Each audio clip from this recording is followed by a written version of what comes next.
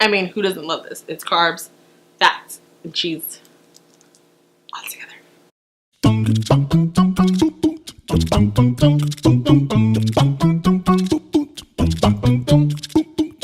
guys, it's me back and welcome back to my channel. So today I'm doing the highly wanted, anticipated Fettuccine Alfredo from Olive Garden. So when I started doing this recipe, I really wanted to get it as close to Olive Garden as possible because, you know, one of my subscribers asked me to do this, so I felt like a mission. But what I found out is that normally Olive Garden lets you have it in 3 ways. You can have it with chicken, shrimp, or just by itself.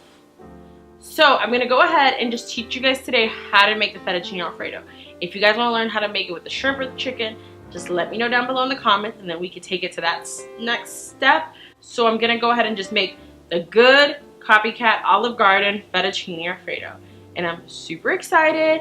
I had to read a lot of recipes, try it myself, and tweak it, but I think we're gonna get it the closest possible way to Olive Garden. So let's go ahead and start. What you will need for this recipe: you're gonna need some good whole cheese cream, half and half creamer, garlic powder. I'm gonna use fresh pasta.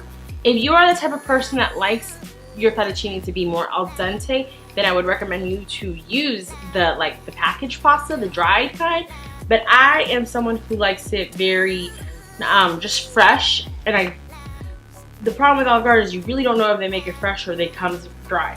It can sometimes. I tried it and it tastes fresh, sometimes it tastes dry.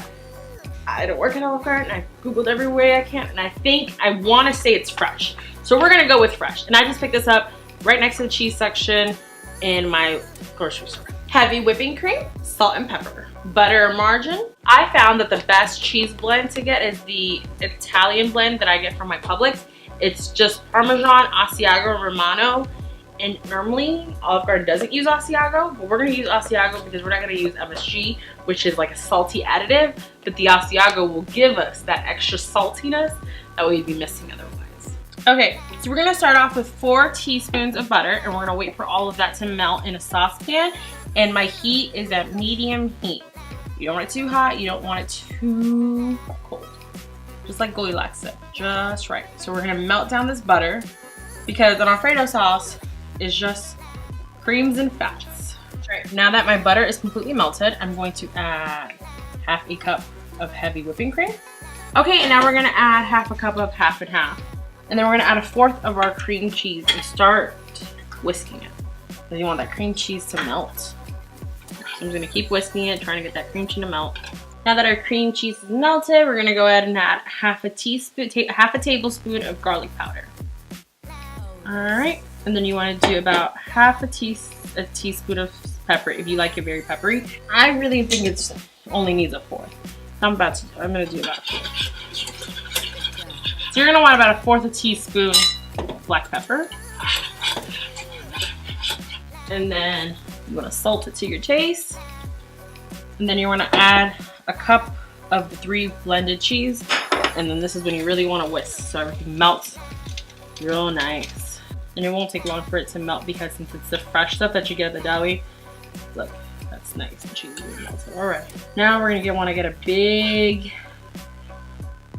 pot of water, and we're gonna want to boil it. Now that our Alfredo sauce is melted, you're gonna want to keep this on a very, very low heat, and just keep watching it right till our noodles are fully cooked. All right, so you're gonna want to salt your water like the ocean.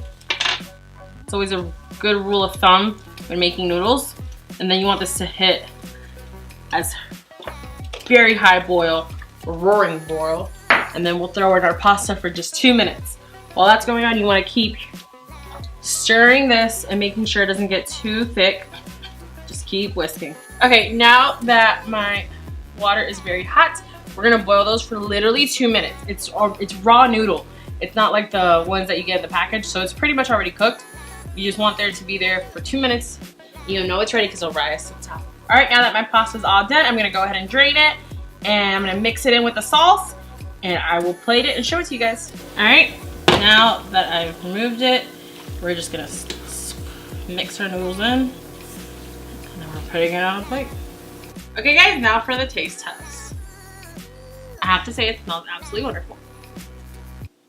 It's really good. I would say it's as close as it's gonna get to Olive Garden.